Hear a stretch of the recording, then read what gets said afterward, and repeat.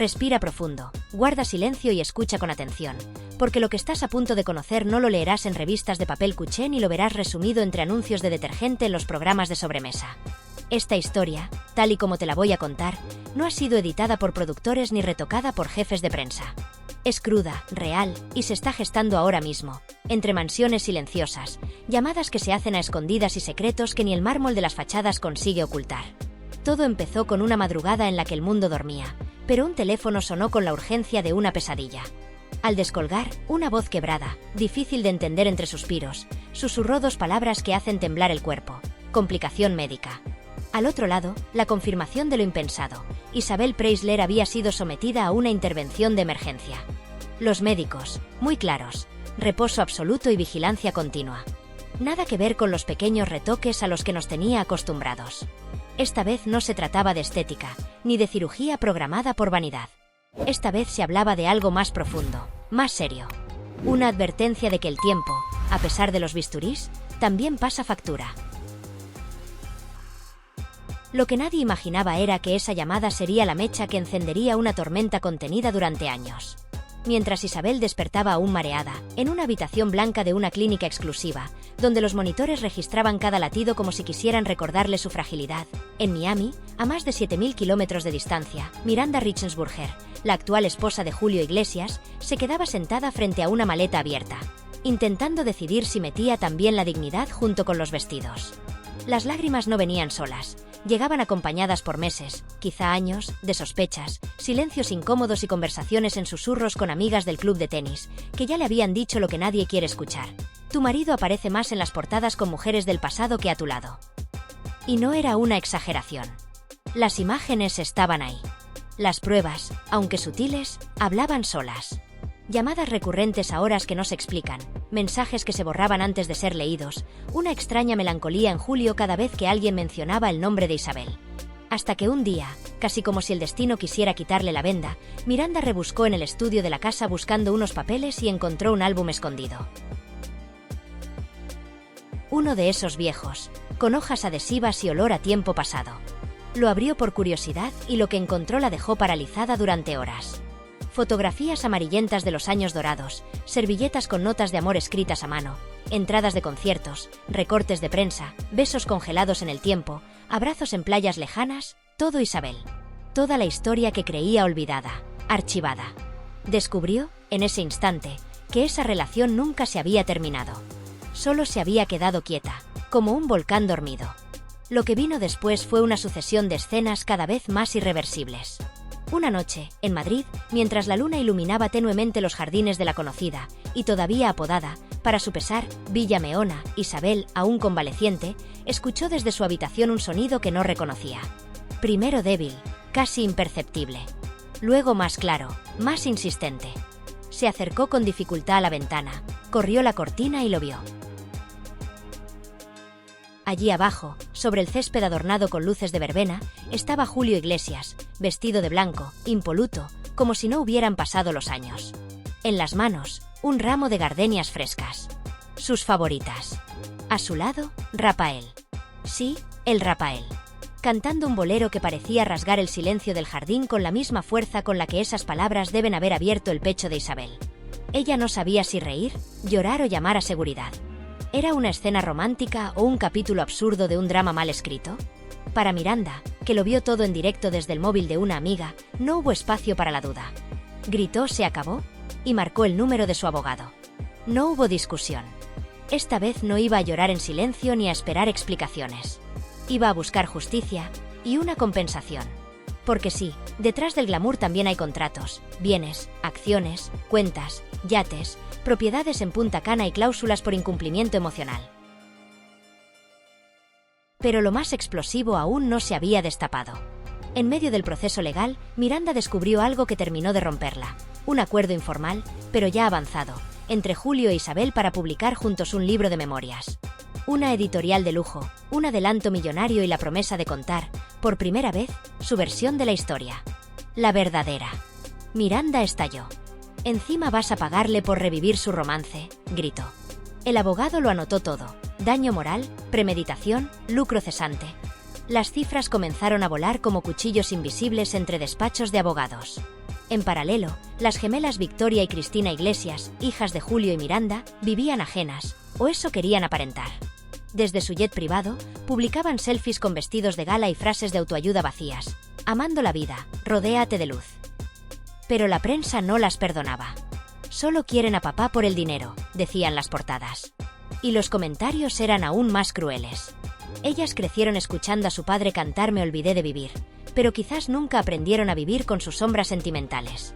La gente las juzga por no pronunciarse, por no tomar partido. Se preguntan, ¿dónde está su lealtad? ¿Con quién se quedan cuando el barco familiar empieza a hundirse? Y, de pronto, sin previo aviso, como sucede con las verdaderas tragedias o los grandes giros de guión, aparece esa pregunta. Esa gran incógnita que sobrevuela la escena como un dron invisible. La que todas, incluso las que nunca han creído en el amor eterno, nos hacemos en silencio. No se grita, no se escribe, pero se siente. Arde por dentro como un susurro incómodo. ¿Por qué ahora? ¿Por qué este regreso repentino, casi desesperado, de Julio Iglesias hacia Isabel Preisler? ¿Por qué ahora, justo cuando Miranda, la mujer que ha compartido décadas de su vida, de sus hijos, de sus días y noches, se encuentra más frágil que nunca? ¿Qué lo impulsa? ¿Qué mueve al hombre que parecía haberlo vivido todo a volver al único lugar del que juró no volver? Y, claro, la respuesta no es simple. No se encuentra en las portadas ni en los informes médicos, ni siquiera en los recuerdos públicos. La respuesta vive en un terreno mucho más complejo, más humano, más doloroso. Orgullo. Nostalgia. Ego. Palabras que no aparecen en los discursos románticos, pero que son más potentes que cualquier te amo. Julio ha sido siempre un monumento al ego bien llevado. Un hombre que se hizo a sí mismo, que construyó un imperio con voz, carisma y una seguridad inquebrantable. Un ícono. Un mito viviente. Y con ese mito, también vino una fama que arrastró miles de mujeres, de ciudades, de promesas, de aplausos. Él siempre lo decía, he amado a más de 3000 mujeres. Algunos reían, otros lo creían. Da igual si exageraba. Lo importante es lo que no decía, que entre todas esas, hubo una que nunca pudo olvidar. Esa mujer fue Isabel. Ella no fue una más.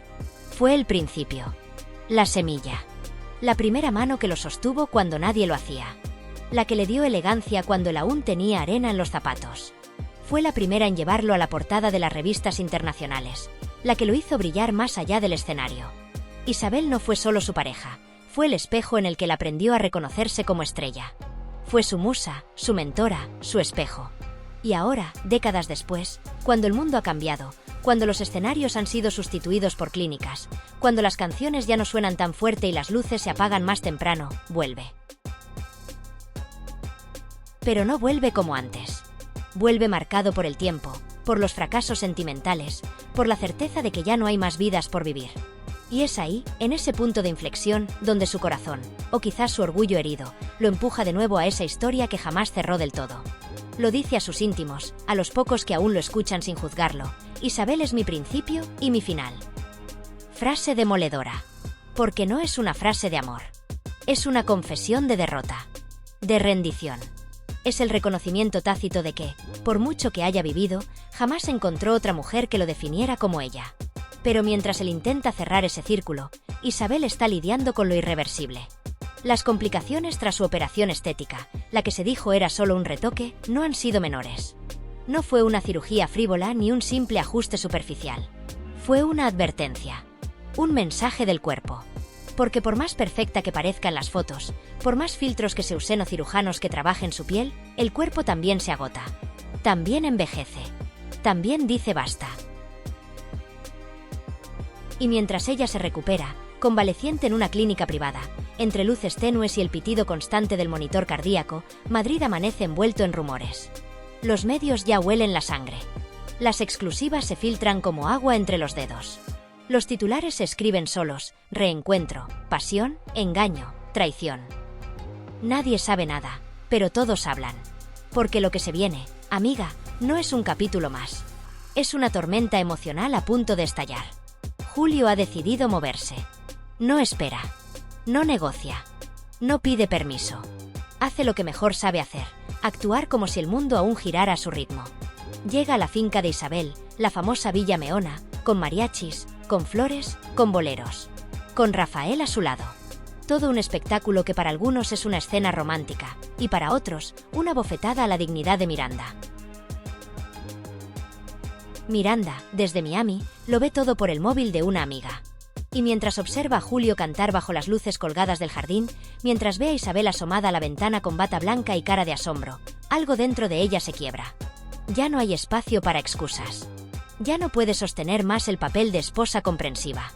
Grita, llora, y suelta esas palabras que lo cambian todo. Se acabó. Y sí, se acabó. Porque en paralelo, otro secreto explota. Un supuesto acuerdo entre Julio e Isabel para escribir un libro de memorias conjunto, con adelanto millonario de por medio. Un pacto sellado no solo con tinta, sino con recuerdos, con noches compartidas, con una promesa implícita de que la historia merecía ser contada. Miranda lo descubre por casualidad, y ahí ya no hay vuelta atrás. Contacta a su abogado. Habla de divorcio, de daños morales, de lucro cesante. De quedarse con todo lo que legalmente le pertenece. Casas, acciones, yates, el imperio. Y entre todo ese caos, hay otra herida menos visible. Las gemelas, Victoria y Cristina Iglesias. Hijas de Julio y Miranda. Adolescentes que crecen entre jet privados y vestidos de gala. Pero que también sienten. También entienden. También sufren. Se las acusa de interesadas, de vivir a costa del apellido. Pero nadie se pregunta cómo se sobrevive siendo hija de un hombre que canta "Me olvidé de vivir" mientras olvida también su propio presente. Y en medio de todo, queda ella, Isabel, que no sabe si está viviendo una segunda juventud o el capítulo final de una historia mal cerrada. Que no sabe si lo que siente es amor, compasión o cansancio. Que no sabe si quiere una serenata o simplemente dormir en paz. Porque cuando el pasado llama a la puerta, y lo hace vestido de blanco, con gardenias frescas y una sonrisa intacta, ya no hay maquillaje que lo disimule. Ya no hay prensa que lo controle. Y lo más triste de todo es que, aunque parezca un cuento, ya no es ficción. Es la vida. Cruda. Real. Dolorosa. Sin guión.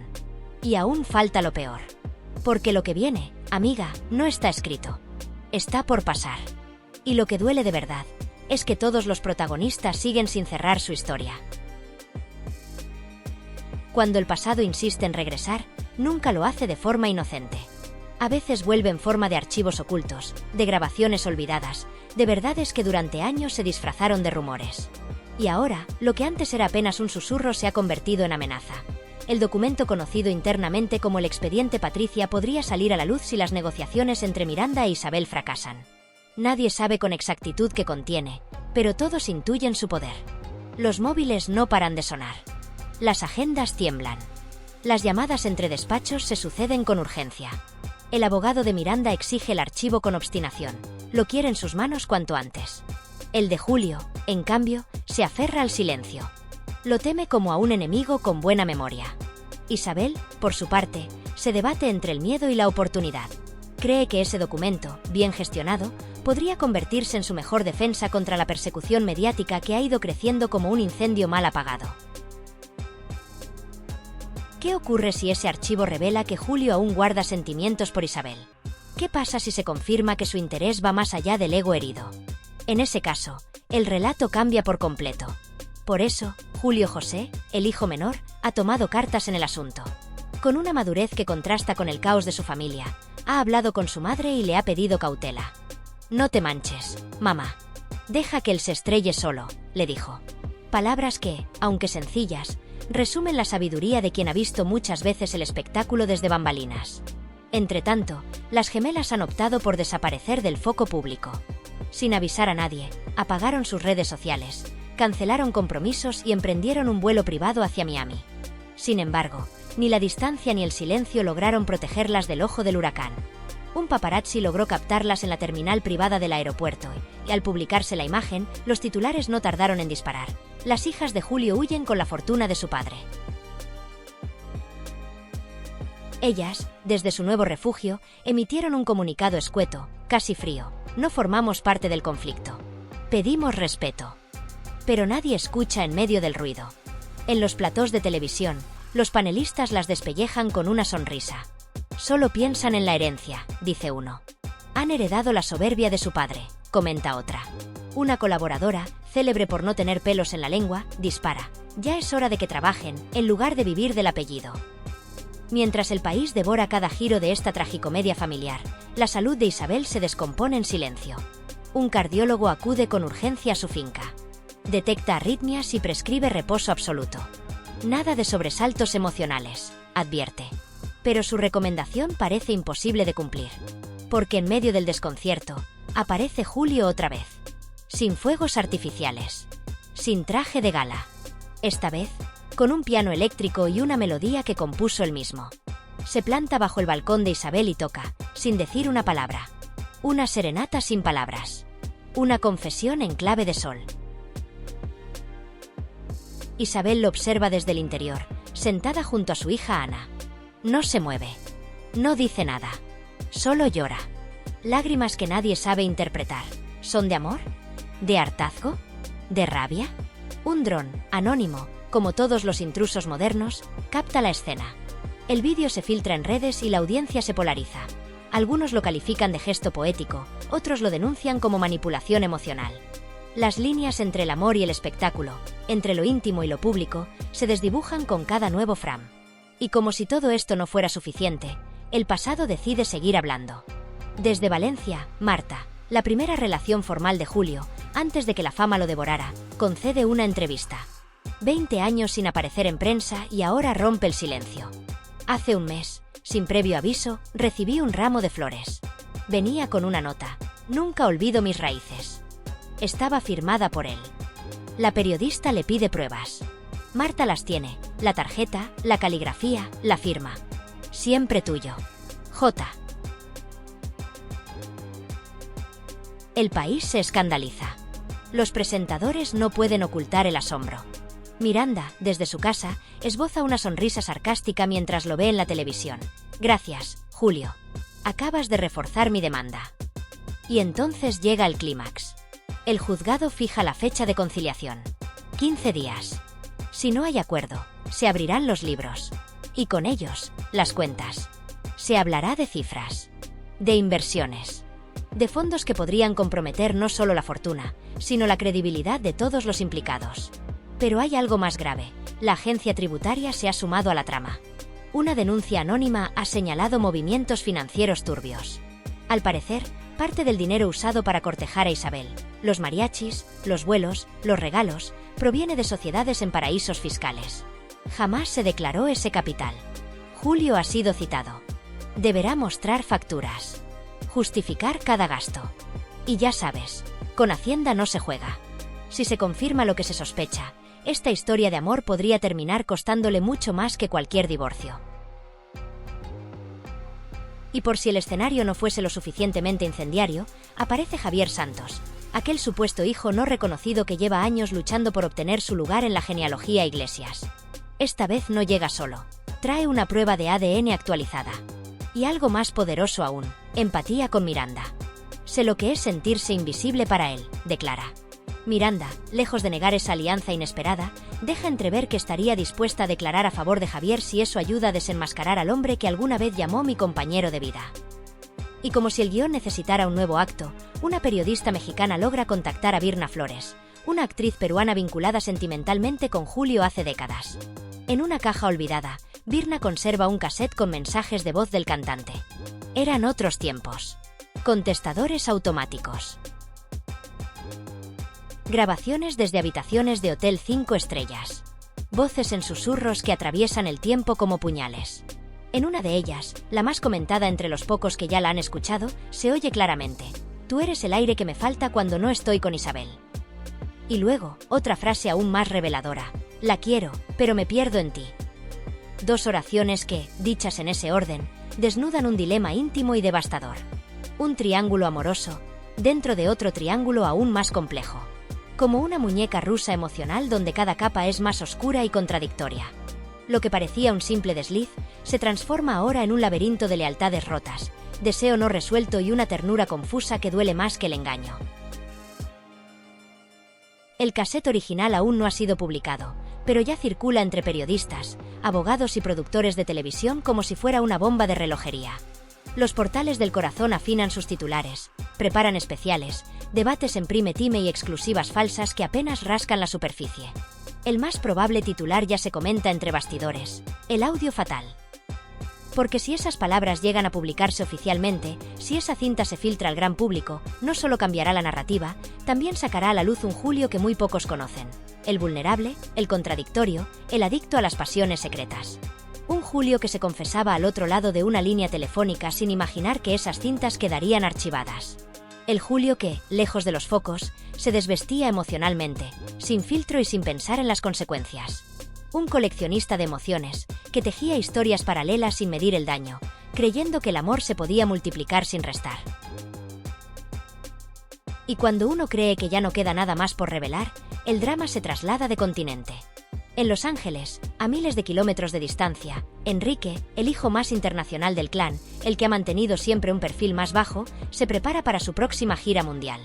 En pleno ensayo, en un estudio alquilado en Sunset Boulevard, recibe un sobreconmembrete judicial, una notificación de embargo preventivo.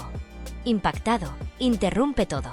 El documento es claro: parte de los bienes vinculados a la familia Iglesias quedan congelados de forma inmediata, por orden del juzgado encargado del proceso iniciado por Miranda.